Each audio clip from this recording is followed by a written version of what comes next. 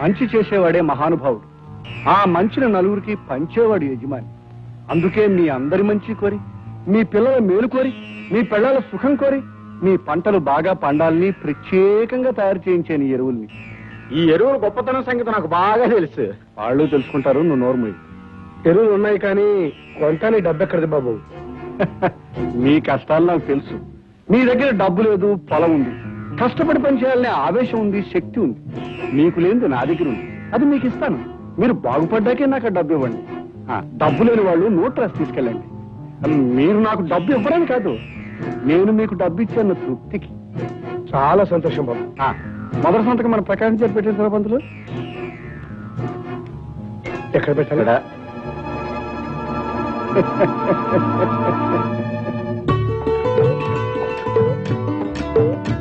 రామయ్య, ఈ ఎరువుల వల్ల రెట్టింపు పంట పండుతుందంట. అదే జరిగితే మన కష్టాలన్నీ గట్టెక్కిపోతాయి ప్రకాశం బాబు. ఓన్లే ఆ జగన్నాథ బాబు దయ వల్ల, ఈ నేల తల్లి సెలవు వల్ల ఈ పల్లెలో ప్రతి ఇంట్లోనూ ఈసారి కొత్త సంక్రాంతి వస్తుంది. నీ నోటి సాల వల్ల అలాగే జరగాలి బాబు.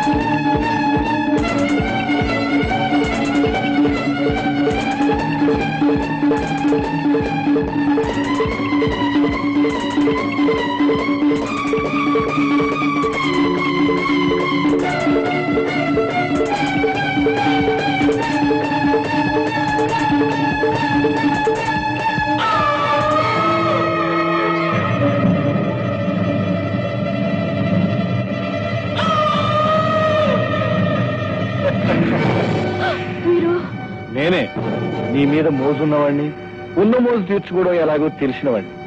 ఏం భయపడ్డావా?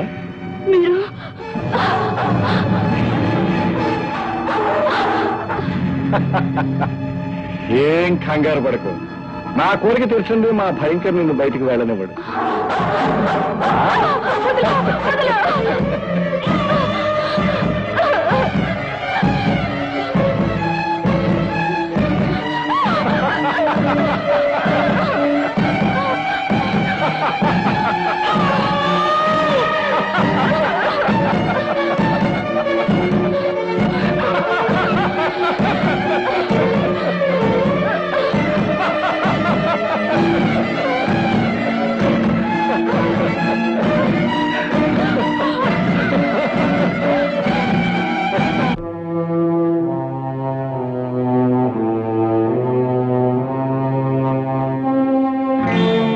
లక్ష్మి,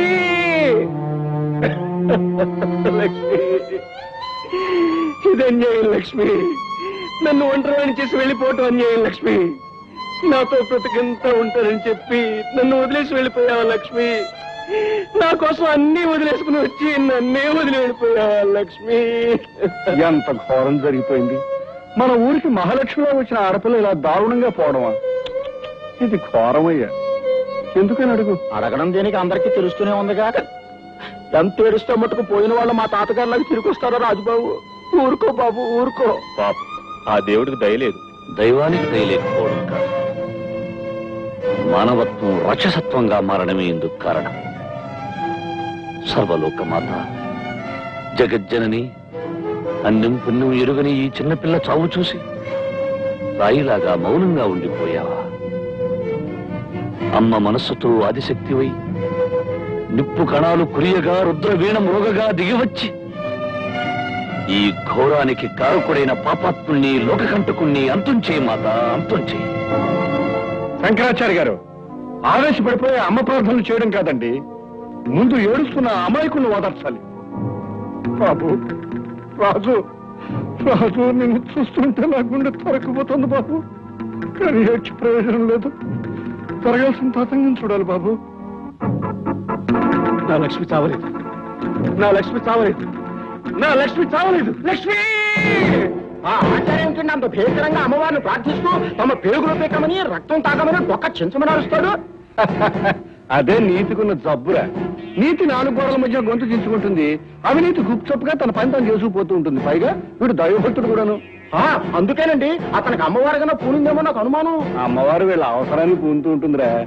దేవుళ్ళు రాళ్ళు కనుక మనం బతికిపోయాం, వాళ్ళకే కళ్ళు నోళ్ళు ఉంటేనే ఈ ఆచారాలు వాళ్ళు మన మీద పడి పీకుతున్నా తింటారు. అయ్య బాబాయ్, అసలు ఇప్పుడు ఆ పని కదా చేస్తాడని నాకు కొంచెం అనుమానంగా ఉందండి. నీకు అలాంటి సత్సనమానం ఉంటే మనసులోనే పెట్టుకో, బయటికి చెప్పావంటే భయంకరంగా నీ కండు అప్పగించేస్తాను.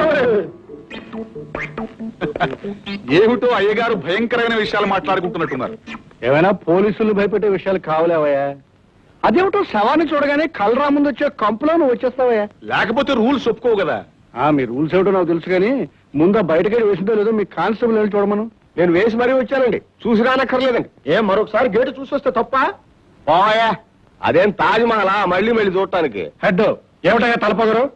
ఇదిగో ఇలా పొగరగా మాట్లాడితే నీకు ప్రమోషన్ రాస్తారు కదా, నెత్తి మీద కిరీటం ఓడిపోయి కొత్త ఉద్యోగం చూసుకోవాల్సి వస్తుంది.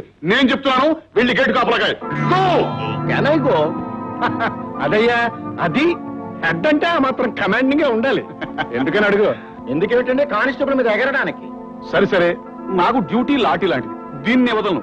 హత్య జరిగింది తెలుసుకోకపోతే రూల్స్ ఒప్పుకో. నీ రూల్స్ ఎలా ఒప్పించాలో నాకు బాగా తెలుసయ్యా. నువ్వు పక్క తిరిగి కవర్ పోస్ట్ లో పడేస్తాను. ఒప్పదండి, అస్తమానం రూల్స్ ఒప్పుకో.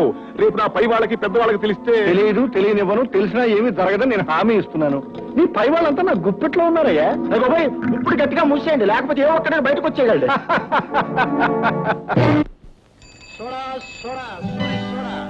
ఈ సూర్య సోడా అంటే తెలుగునాడే అబ్బా అంటుంది. Soda soda soda soda.